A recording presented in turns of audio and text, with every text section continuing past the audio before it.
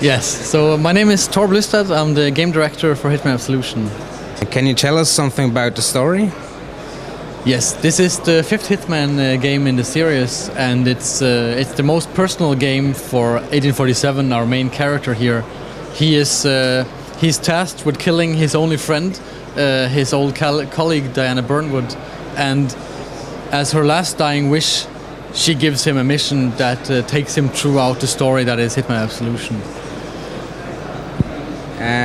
About the sniper mission.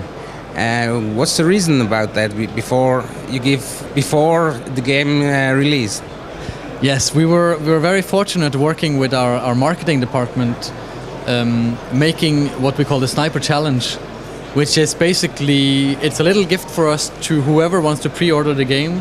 They will get this little Sniper Challenge where we take in one of the mechanics of the game, which is the sniping, and taken assets from Absolution and put it into a small level where the player can take out this main target, which is a weapons manufacturer and all his bodyguards.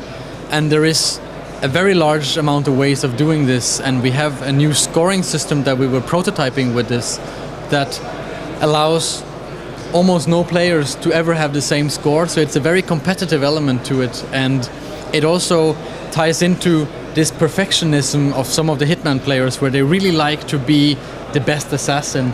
And we have an online leaderboard where you can go in and you can see how much your friends have and how much the best assassin in your country or even the world is making, and then you can try to beat him. So for us it's great to see someone coming at it as the first time. They might get like 100,000 score. I think that was quite good, and say, wow, number one is like 5 million. How did he do that? And they have no idea, and we have no idea in IO, because this is the game working on its own, and the players finding out how to best use the game to their advantage. And the Sniper Challenge is only a separate part of the game, or include the game in the finished game? Or?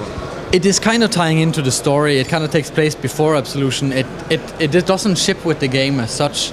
It was something that was made by the level designers when they were having some downtime on the team, and they were just kind of playing around with the mechanics, and they came up with this, and we thought it was a really great idea, but we could not find any way to put it into the game.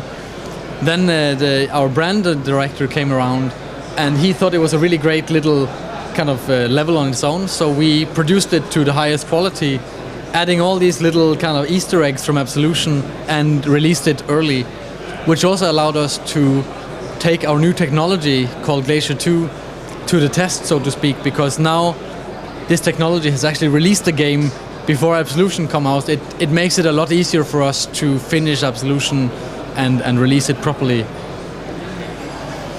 And how many features we can expect for the whole game?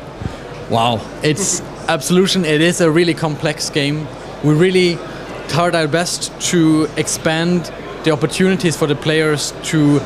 So basically, anything that you want to do in the game, we will cater for it. If you want to go in and sneak past everything and be really professional and just basically an unseen ghost, making everything look like an accident, you can do that.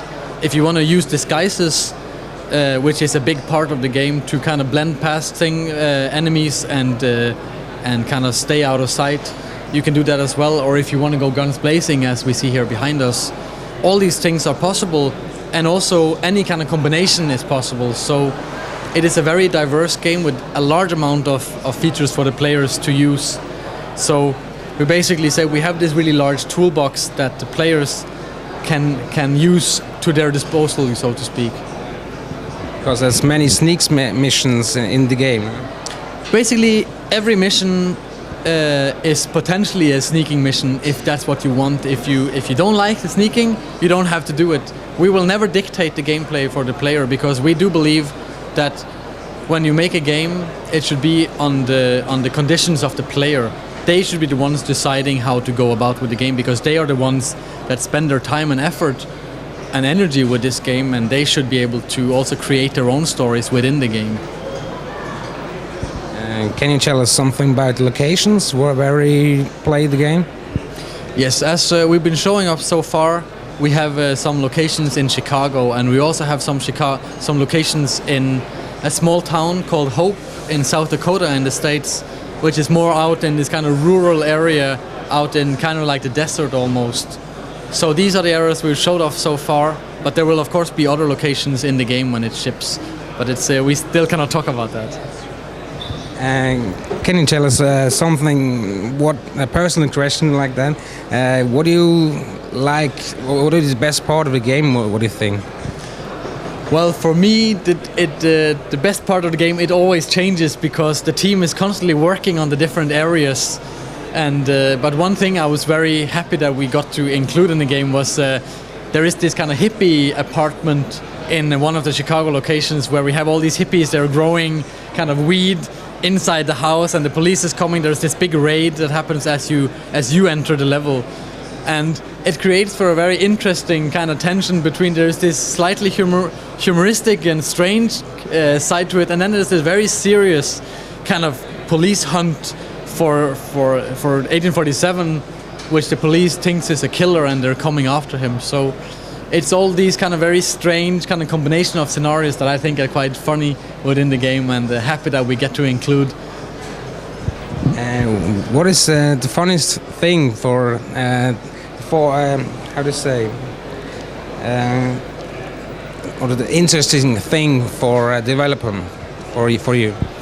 Well, working on a game like this, one of the most interesting things is to develop the kind of accidental kills that happen through the game. So all our targets can be taken out using the world and finding ways of making something look like an accident. So for instance, the King of Chinatown that we're showing off here, you can find some fugu fish, which is this kind of poisonous fish, on a fish market, and you can use that to poison some drugs, because your main target in this level, he's a drug addict, and he has a drug dealer that comes and takes him away to his apartment and makes him take some drugs.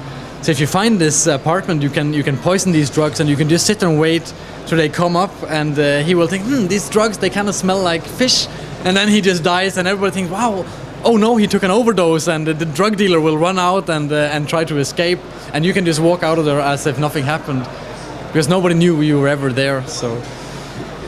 And can you tell us how long takes the main story or in the campaign? Well, we cannot put an exact number of it. We can only say that this is the biggest Hitman game that we ever made. So it's a very, very large game. And also, if you're interested in replay value, there is a lot of things to explore in every single level. And we also have what we unveiled here at Gamescom, our contracts mode, which is basically enabling players to go into every area of the game and select any target or any character in the entire game and make them a target in a hit. And this hit they can play by themselves, or they can share it with friends, or even put it out on the community. How many missions we can expect for the game? Well, again, we cannot really say how large the game is, but except that there is a very large amount of missions. And as I said, with the contracts, you can go in and create your own missions, even if you didn't get enough of the Hitman experience when you finish the game. Can you tell us something about the weapons, or how many weapons, or what different weapons we have? Yeah, unfortunately, I don't have a solid number of the weapons. We have quite a large amount. Usually, you will find the weapons as you go through the game.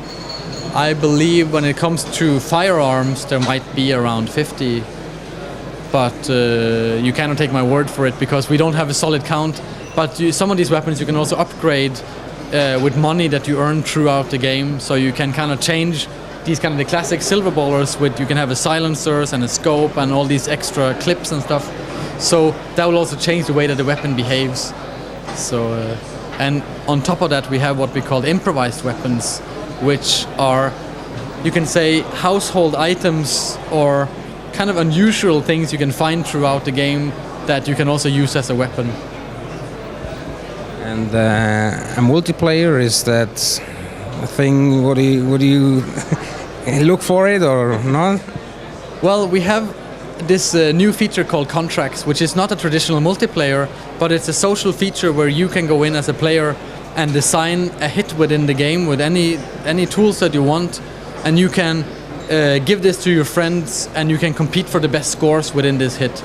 So we were thinking about a traditional multiplayer. I mean, we're working in the studio where we also developed the Kane Lunch games, which have a very interesting multiplayer that is very tied up to the fantasy of being a bank robber.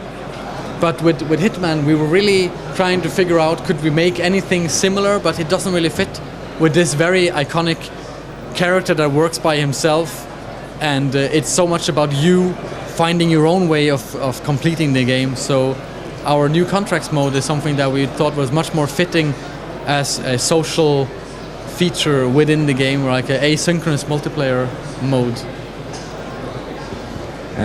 Thanks a lot, and appreciate it. Thank you.